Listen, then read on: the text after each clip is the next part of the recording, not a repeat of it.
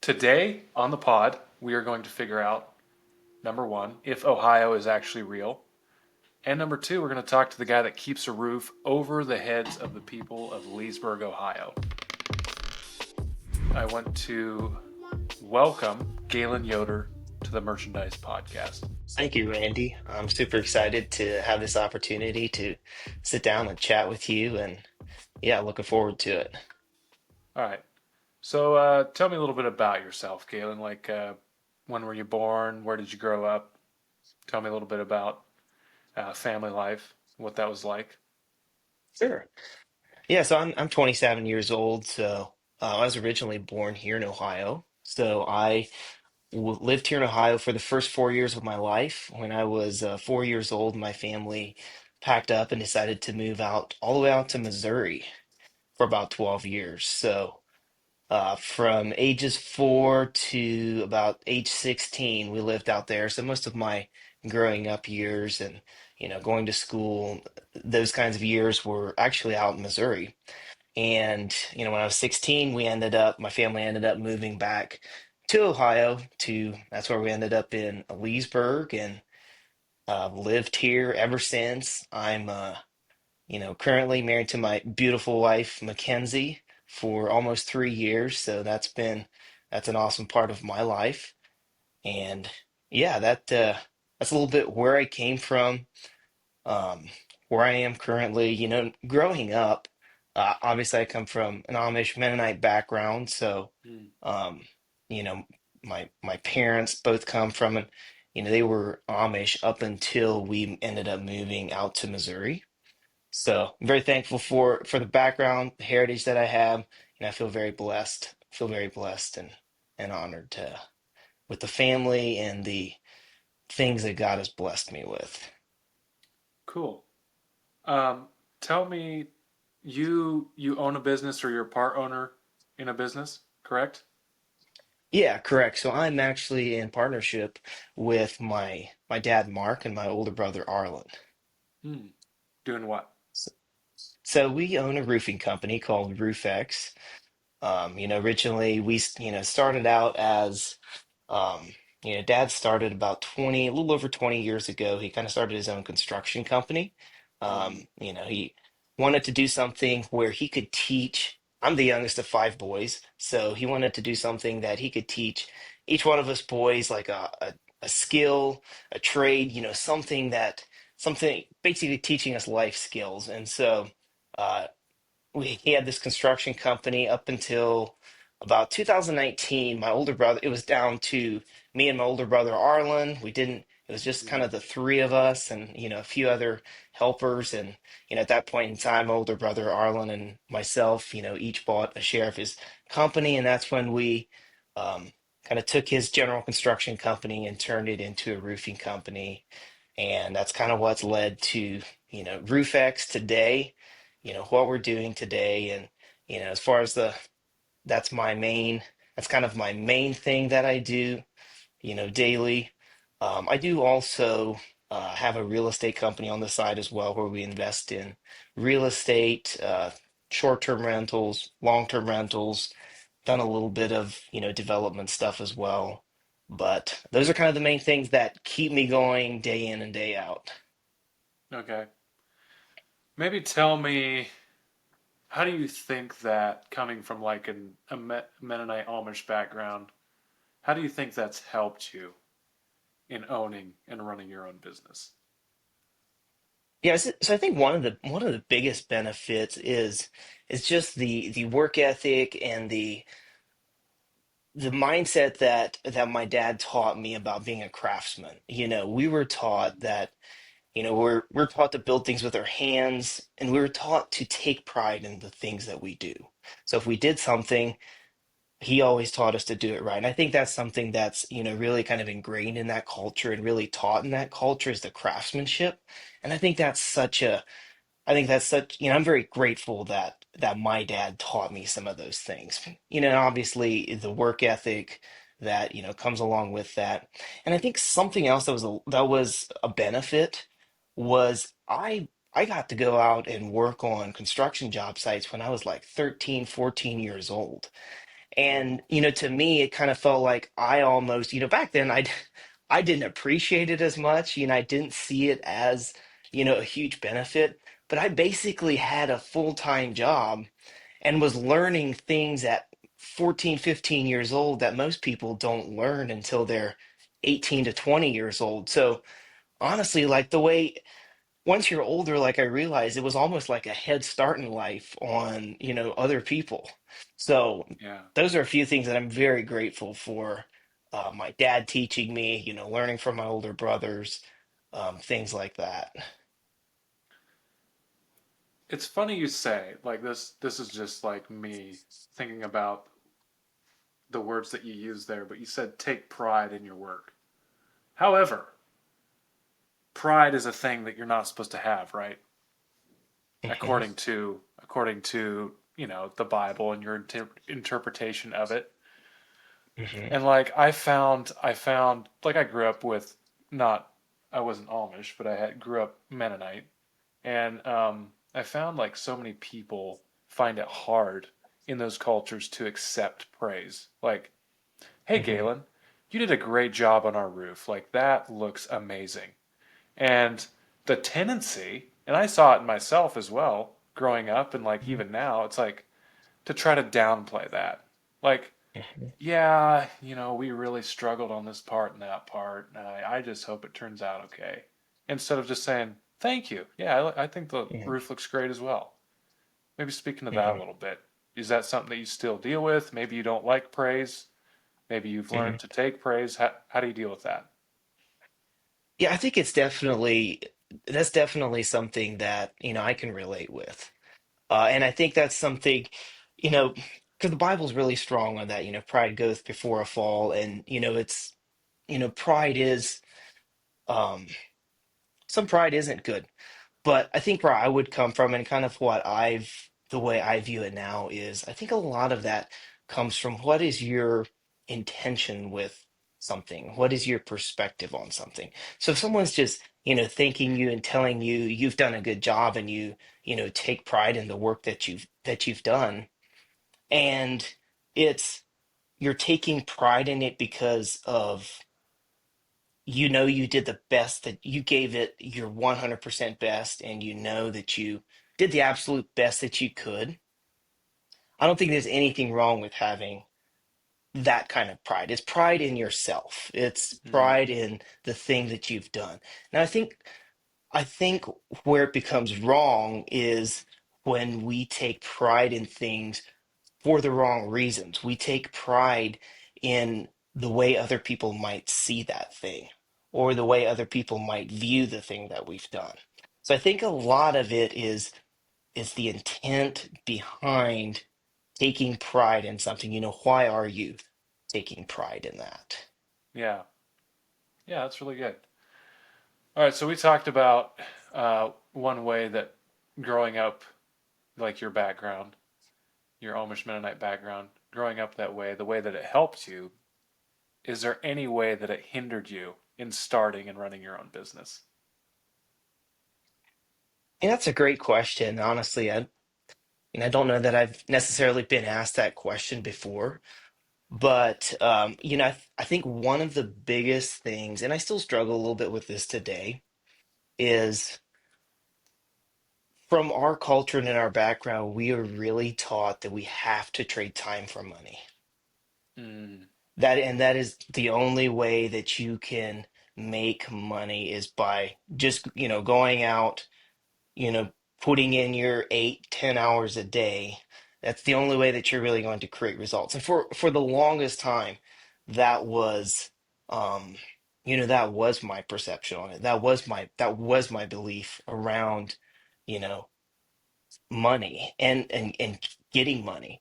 But what I've changed that to now is once I've started learning about, success and money, and I'm thankful to have some really good mentors in my life that have helped me, understand some of these things.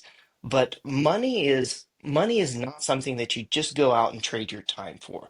Money is the effect of something else. It's the effect of two things. It's the effect of the person that you are, the person you become, and it's the Mm. effect of the amount of people that you serve. So the more money you make is not necessarily based on how many hours you're putting in or how hard you're working. It's based off of the amount of service you render to the universe and the person that you become in life.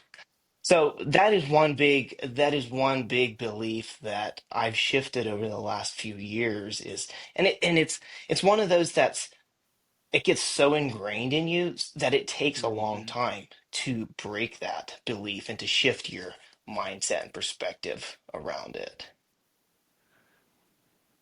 Would you say that there has been like a lot? Like, okay, so I'm just looking on, and this is the perspective that I'm coming from. So I don't know if it was like a year ago or a couple years ago.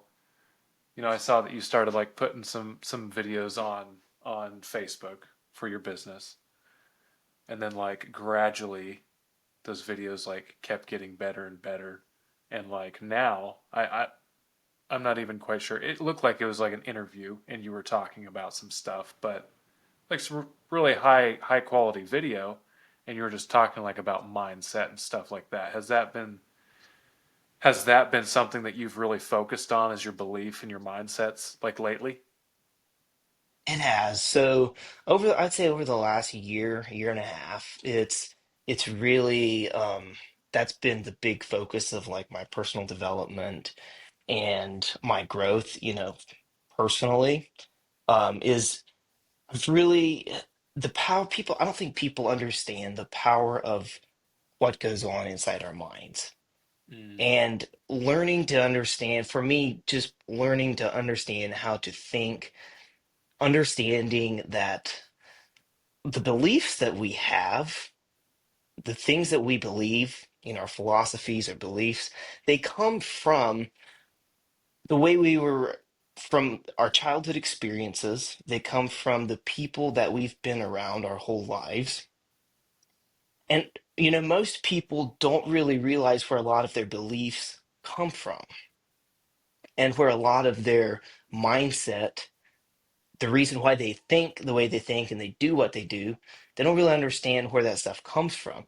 So I've really spent the last year and a half like learning, about how my mind works, how to intentionally change those beliefs, because everything in our lives begins with a thought. The mm, thought is what creates a feeling. The feeling is what makes us take action. And based off of the action is the result that you're going to get. And so if you can learn to control your mindset, if you learn to think properly and to think in the correct way, you can change your belief around a lot of things, and which will change the result, the action that you take, and then obviously the result that you get. So I've really enjoyed, going down that path and learning, because it's been so eye-opening about me. I've learned so much about myself. It's been, and I feel like I have such a long way to go, but it's just been a fun journey for me to do that. yeah. Um, Tell me a little bit about like you said about like taking action or practically changing your mindset. What is something that somebody could do today to start shifting mindset? The first thing that you have to do is you have to make a decision. You know, what everything begins with a decision. Like you can make a decision right now that you're going to stop doing something and never do it again. Mm, So obviously everything begins with a decision. But when you make that decision, if you don't understand what you really want out of life and what you really desire, that decision that you make is probably, the fire behind that decision is probably going to fizzle out very soon. mm, So you really have to start digging deep internally and understand and figure out, what do I really want out of life? What do I desire? Like what is the thing that's really going to drive me? Because if you everything begins with decision, but if you don't have something that's going to drive you, something that's going to push you when times get hard, you're not going to follow through on it. Hmm. So, what is that thing that you really want? What is that thing that you desire? Who is the version of yourself that you want to become, that you want to, is it to become a better leader? Is it to become a better husband or better father for, your family? Whatever that, maybe it's even a better entrepreneur or business owner, whatever that might be, you have to do that internal work and figure out what we really want out of life What would you say the ideal age to do that is? right now. Right now. Okay, yeah. No, But like honestly, I don't. here's the I don't deal. It's think like there's a. I was talking to my younger brother about jobs and all of that type of stuff. And he was just like, asking advice for like what job should I get? And Mhm, I kind of gave him that spiel that you just gave me now. Like you have to figure out where you even want to go in life. And until you do that, you're going to be skipping from job to job, mhm, chasing higher pay, chasing better mhm, benefits and all that type of stuff. You're going to be chasing that stuff around and you're never going to be happy until you actually figure out what you want to do and start taking jobs aligned on that. And mhm. he's 18 years old, like he's still young.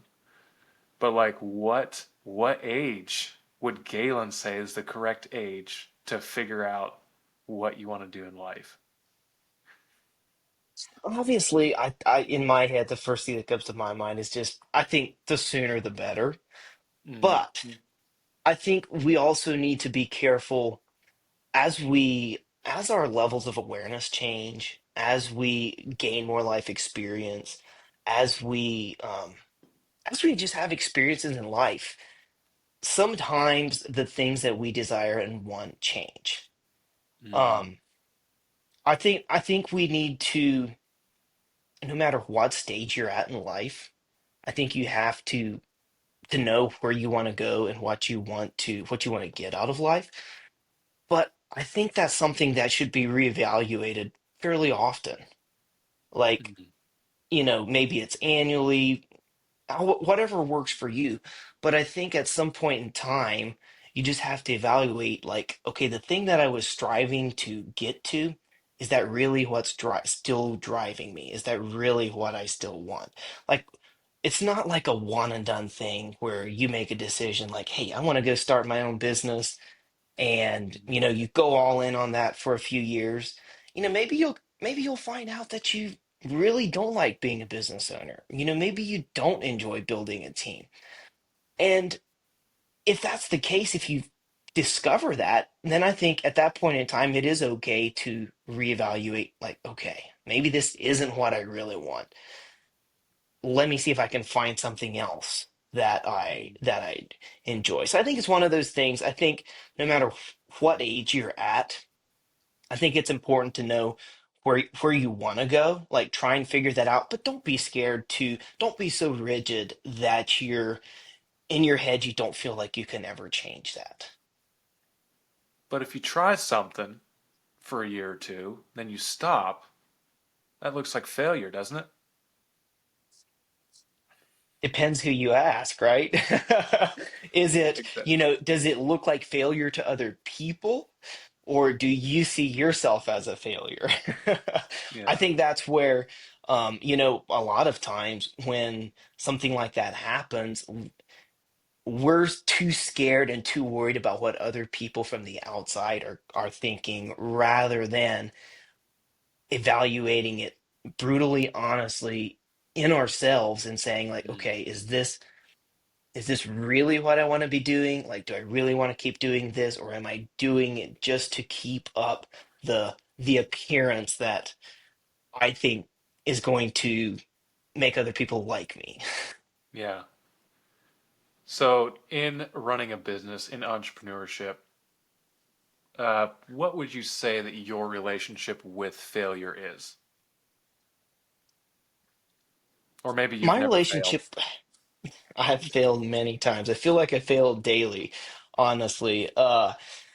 My relationship with failure is I can tell you, here's the relationship that I want to have.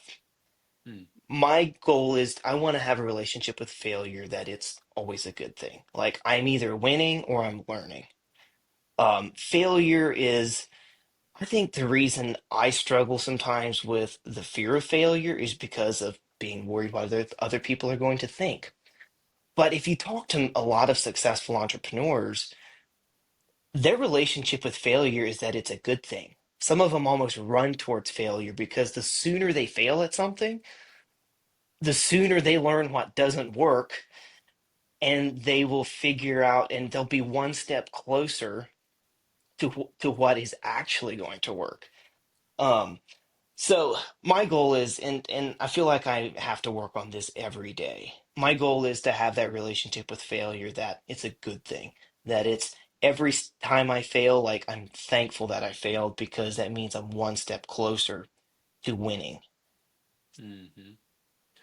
So how does somebody keep from getting discouraged in the middle of that process? Because trying things, wasting money, um, and wasting money and time, so to speak. It might look like that to some people.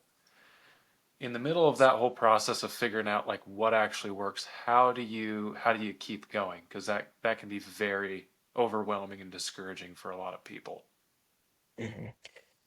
So I think the biggest thing when you're in the middle of all of that is you really need to stay focused on your goal. You need to stay focused Mm-hmm. on that thing that you really want. Because if you get in and if you get in that cycle of just focusing on the failure and focusing on all the negative stuff that's going on around you, well, then you're automatically going to start creating more of that negativity and that chaos. So I think the key is when you're in the middle of that, you have to constantly be focusing on that goal. You have to constantly be reinforcing that, constantly visualizing it, picturing that, and just having that unwavering belief in yourself that no matter what, no matter how many times you're failing, you're going to get there. So don't get caught up in focusing on the failures. Make sure that you're focusing on the goal and making decisions from that goal already being achieved. How do you feel about the law of attraction? I think it's a very interesting concept, and I think it's a very real thing. I've seen it personally work in my life. Okay, yeah. So um so I'm a big believer in it. I'm a big believer in visualizing things and knowing picturing the things that you want to accomplish before you get there. So I'm definitely a big believer in that, and it's I know everyone has a different opinion on it, and honestly, I'd be curious what your opinion would be on it. That is a very, very good question. I I guess I haven't really just like sat down and like, is this actually what I believe or not? Um, Mhm, I have I have put it to the test. So here's an example.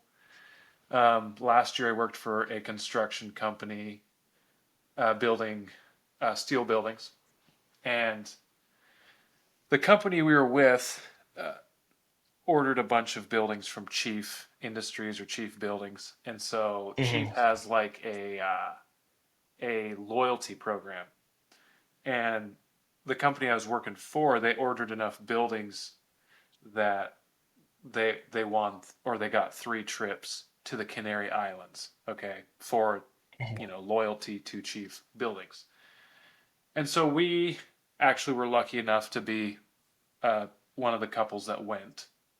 Everybody else was either wasn't able to make it or they just had a kid and so the kid couldn't travel internationally, things like that. We were lucky enough to go, and we go there, and that's actually where I watched. I forget what the documentary on that the law of attraction is. Is it called The Secret, maybe? I'm not sure that I don't think I ever watched a Oh, you documentary never on that. watched that? Okay. No. So somebody recommended there's a documentary about the law of attraction, and they recommended I watch it. And like this is the first time I really had a bunch of time on my hands, and so I was like, okay, I'll watch it. So I'm thinking about it, and I'm like, interesting. Like that's a very interesting concept to me. So on the way home, uh, we actually thought we are going to miss our flight, and everybody's freaking out because there's a bunch of people from the same trip that we were on that were going to be on the same flight, and everybody's freaking out that we're just going to have like the whole travel's going to be messed up.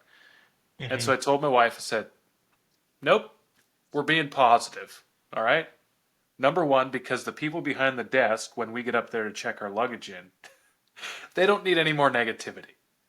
So we're going to be positive because of that. And also, I'm just going to believe and I'm going to be confident in the fact that not going to have any problems getting home.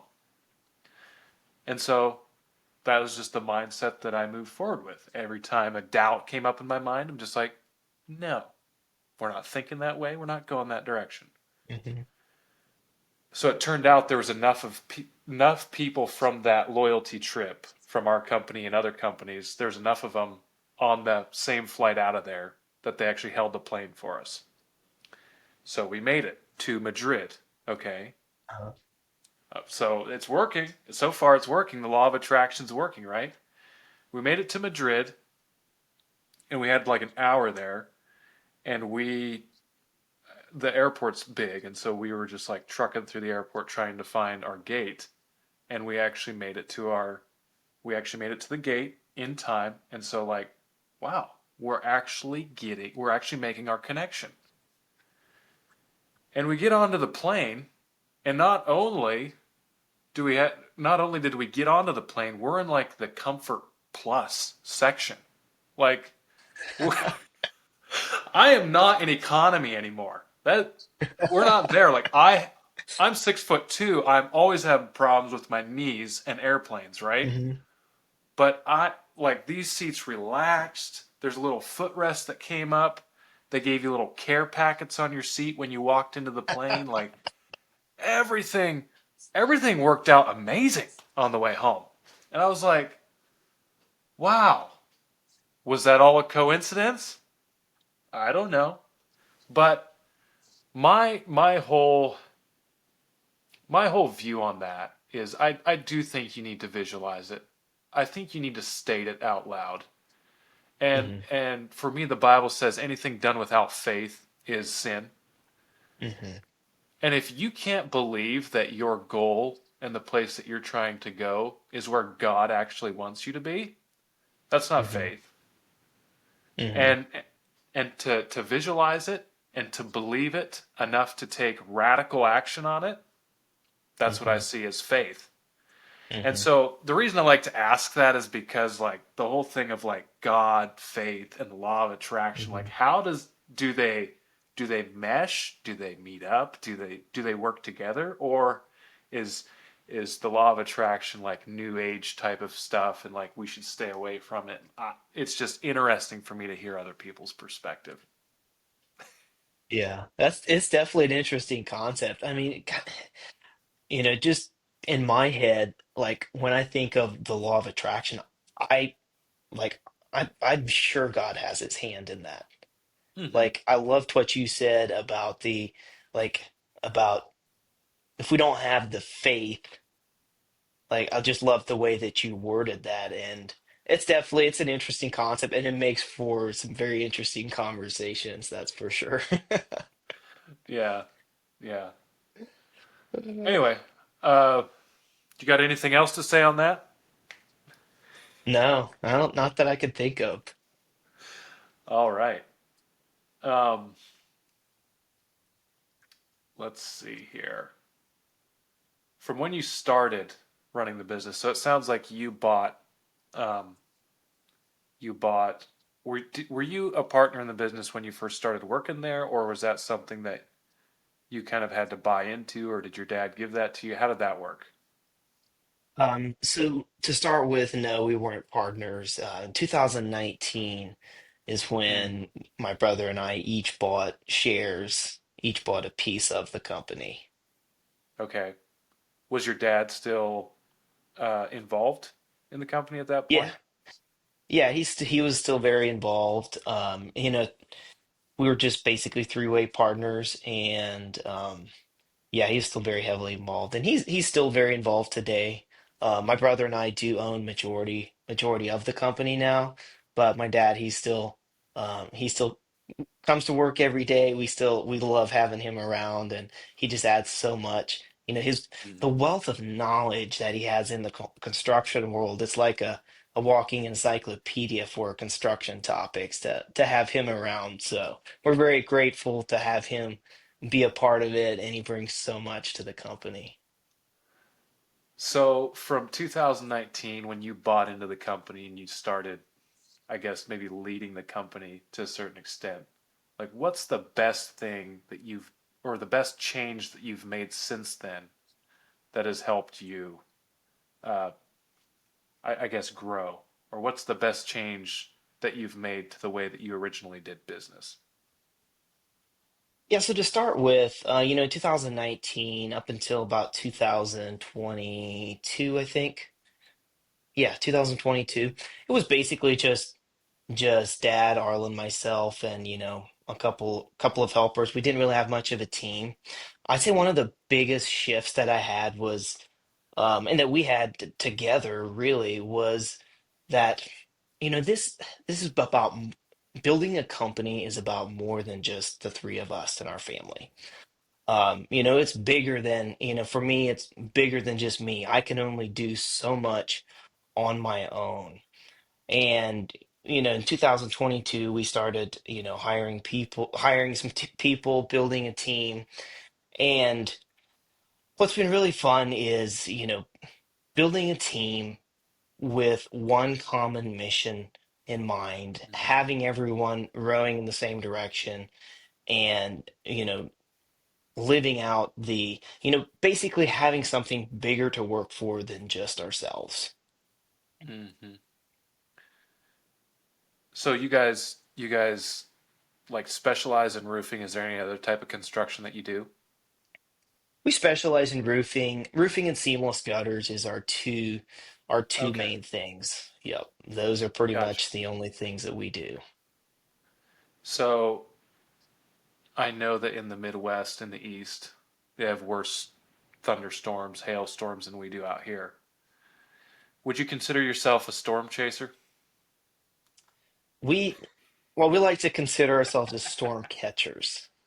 So Okay. we basically, like, we have our office here in Leesburg, Ohio. We basically service like a 60 to 70 mile radius around here. Mm. Um, so obviously if there's a storm within that 60 to 70 mile radius, we're gonna be there. We're gonna be there to help out and serve in any way that we can. But our home base, we like our home base. We have such a great community that we're a part of. We're kind of out in the rural Ohio, kind of a little bit in the Mm. middle of nowhere, but have a great community support. So we pretty much, if there's a storm that happens within that radius, great. If not, we're not going to go hop a few states over and chase storms outside of that. So how, I don't know, like do you have guys that go door to door like after a storm? We do, yeah. So typically, well, we actually just had a storm actually last weekend. Oh. Um, Typically, if we need appointments, the guys will go door to door. But we've had, honestly, with this last storm that we've had, we'd have so many appointments coming in that they really haven't had to go door to door. But door to door um, it is a pretty big part of our growth plan and our model as a company. Mm. So it's not, we're not a fully a door to door company, but our guys do quite a bit of that. How do you keep those guys happy? Because it seems like that's a lot of rejection.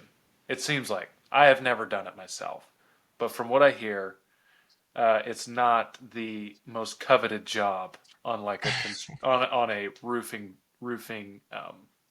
business or something like that. It's not the most coveted job. How do you keep those guys happy? Yeah, that's a great question. And it can be a challenge. Door to door, and even sales in itself is not an easy job. The it's not for the faint of heart, honestly. Unless you're an order taker instead of an actual salesperson or closer, you're going to face a lot of rejection. Um, how we keep them happy, our we just try and do the best we can to get them as many appointments as possible, get them on it, provide them as much opportunity as possible. Um, my number one job is to make sure that we have a reputable brand, Mm, a professional brand, um, professional, team that comes behind them to, install roofs that they know that they have the backing to fulfill whatever they, go out and sell. But, obvious honestly, we just, our number one thing is just to try and provide them the best environment possible, give them the most opportunities possible, and then hey, whatever, it's up to them, however hard they want to push it, because in sales and in that this kind of industry, the sky's the limit for them. If someone's happy making, 60 to 80,000 a year, like, you know, not probably not going to have to be as aggressive and go through as much rejection as someone who's striving to earn 150 to 200. So mm, a lot of it comes down, we do the best we can to give them the tools that they need, but then it comes down to that person, their mindset. How do they handle that? And what is their perception on it? hmm You know? Yeah, the reason I asked like about door to door stuff is because my in-laws live in Nebraska, and whenever a storm rolls through there, like they just roll their eyes when the guy comes knocking on the door. Uh-huh. Hey, we're the roofing company, and then the next, a couple hours later, here comes another guy. Hey, we're the roofing company, and Yeah. so on and so forth. It's just, I guess, for you, there's a lot of people that perceive maybe like a roofing company, a siding company, something like that, going out after a storm. It's like, oh, they're just out to try to make a bunch of money. And yet, I don't I don't think that would be the way you think about it. How do you think about it? Because So if you're just sitting there trying to make money, I don't really think you're going to be as driven as Mhm.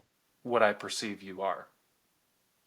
Yeah, that's a great question. I mean, the way that we, as a company, the way that we, approach things like that, our company mission is to be more than just a company, but be a positive, create a positive environment for our team members and also leave a positive impact on the community. Mm, So when coming from our mission statement, thinking, how can I make a positive impact on the community? How can I make a difference in the life of someone who is having a roof leak from a storm? The way that we can do that is to go out and try and find those people and help them. Maybe they need an emergency tarping done, or maybe they have something going on their roof, and by the time they get on Google or Google roofing companies near me, finding a roofing company, it can take a while for someone to get out there, and sometimes it can be a couple days after you call someone before they can actually get out there. So if we can get out there in those storm areas, boots on the ground, have the tools and the stuff necessary that, hey, if someone is having an emergency issue that we can take care of right off the bat, to us, that is a way that we can positively impact the community. And that's really our approach with for sure when storms happen is just to be there. And at the end of the day, there's a lot of good roofing companies out there. in all parts of the United States. But, in my mind, I know where we stand, I know what we stand for. I know we take pride in what we do. And, I truly feel like there's no other roofing company in the area that is going to care for that customer more than what my team or our company will. Mhm. That's good. That's good. Um, Switching topics here a little bit. Do you? I think I actually know the answer to this question, but we'll just ask it for the podcast's sake. But do you work out, uh, meditate, um, exercise, eat healthy, all of the above? I do. Um, or I should say to most of that. I'm a big believer in how you do one thing is how you do everything. Mm, So when it comes to my health, I do work out 5 days a week typically. I do try and watch what I eat, tracking the amount of calories that I put in my body, depending whether I want to lose weight or try and put on muscle. It's mm, just, getting a good understanding of that. So, and when it comes to, why do you do something like that? I think it's just, creating discipline in those areas in life.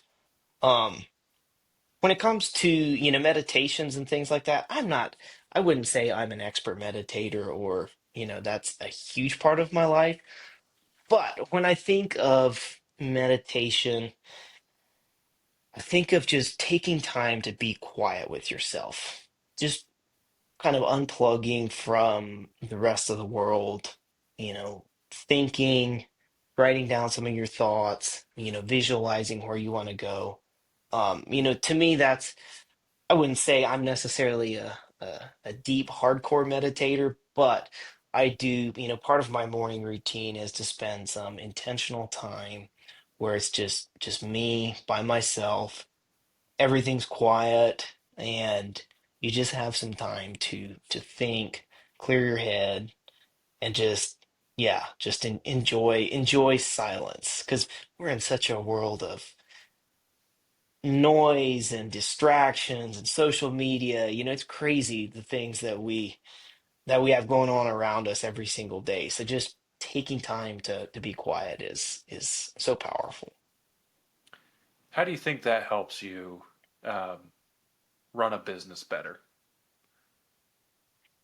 I think it's just being able to detach from everything that's going on around you. A lot of times when there's so many things going on around us, we we end up being controlled, and we basically end up letting the outside control us. Mm, So when we take that time where we're quiet, where we can kind of let go and detach from all of that stuff, it's amazing the ideas that come into your mind, the mm, solutions to problems that come into your mind, and even just taking time to just connect with for me a big part is just taking time to connect with that higher power. And for us as Christians, that's God and the Holy Spirit.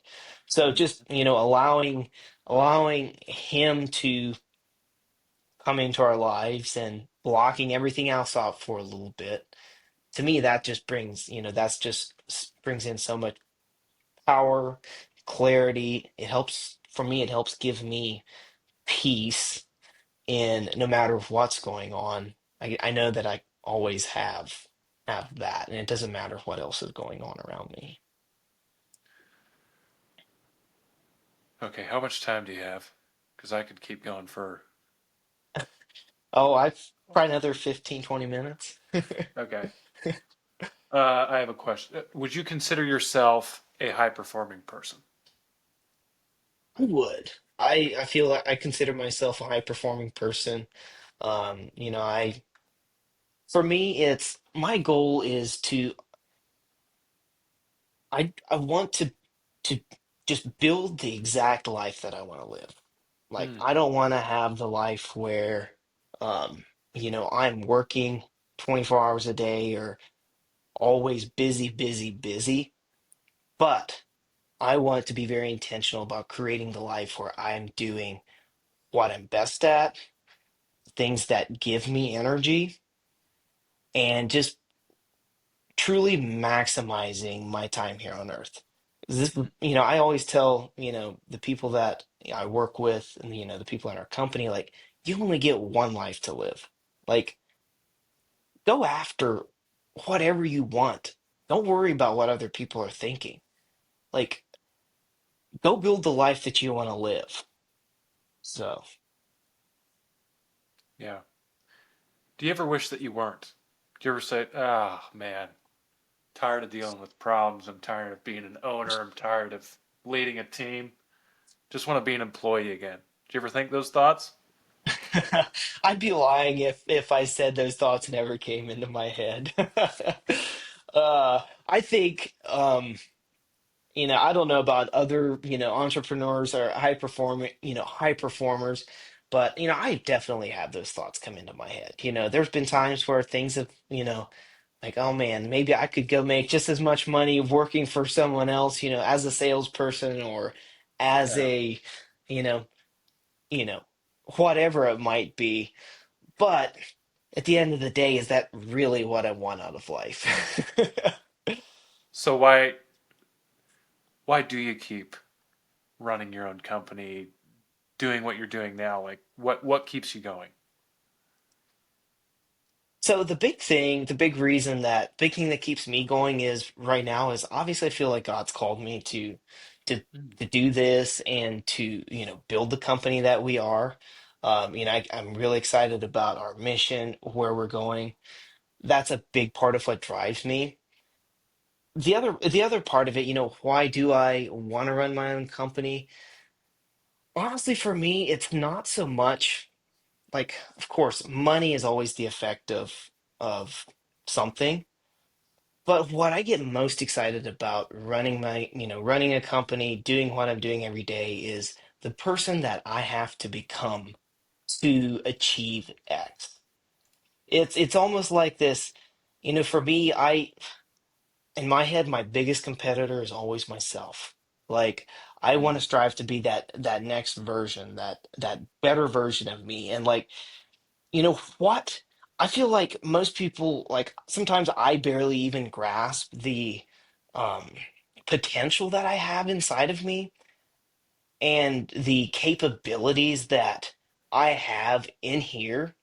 So, like, I, I want to find out what I'm capable of, and go after those things that, I want to accomplish. So for me, that's a big motivator, is just who do I have to become to accomplish, X, to accomplish our goal, to accomplish that 10-year vision that we're striving for?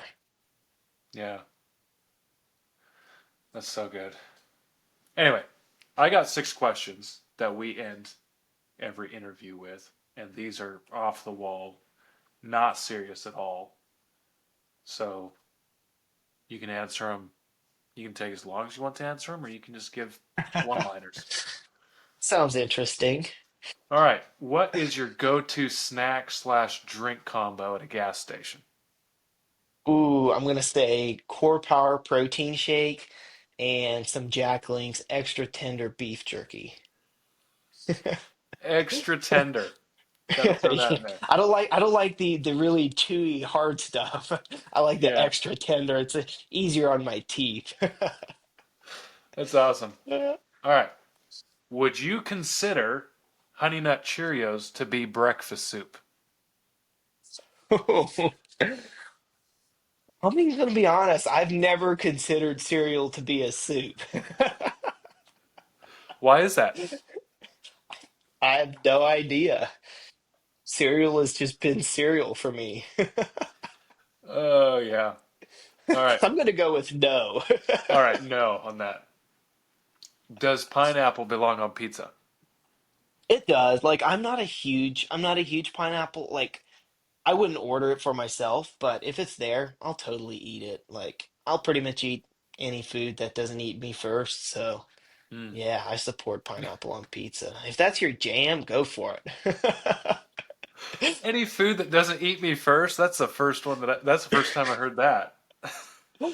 Uh, All right, here's a good one.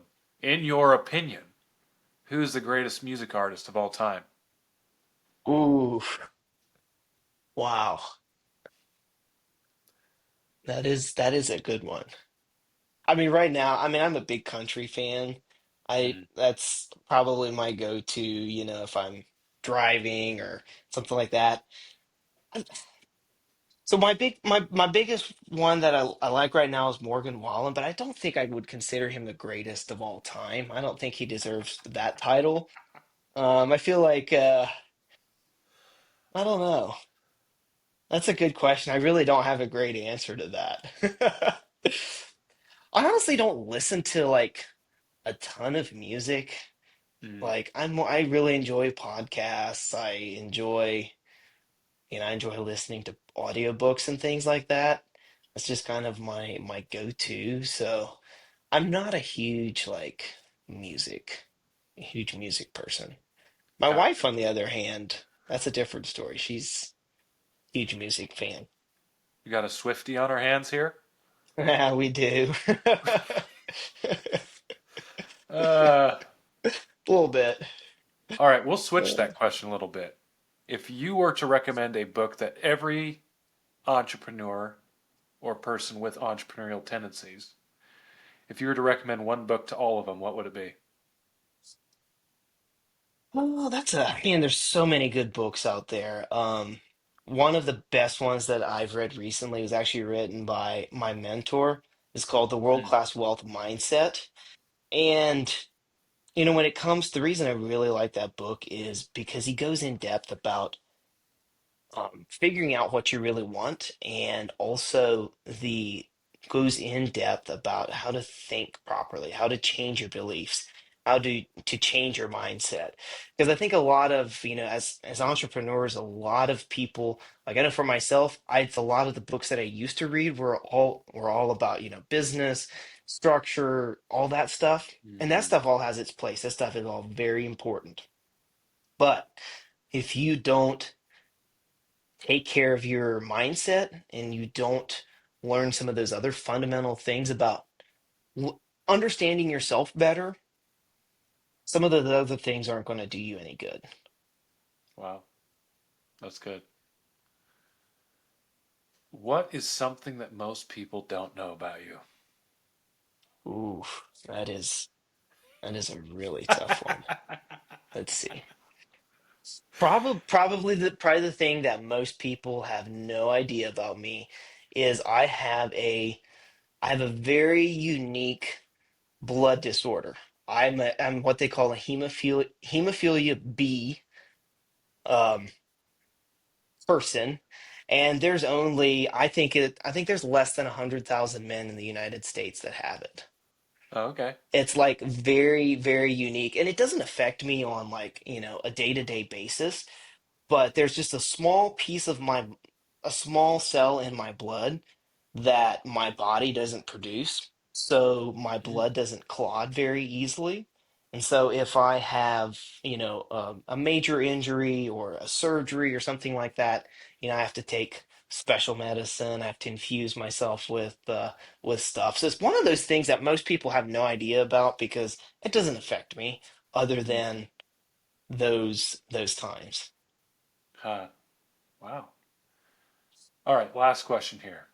If you could have dinner with anyone from history, all the way up to present day, who would that be?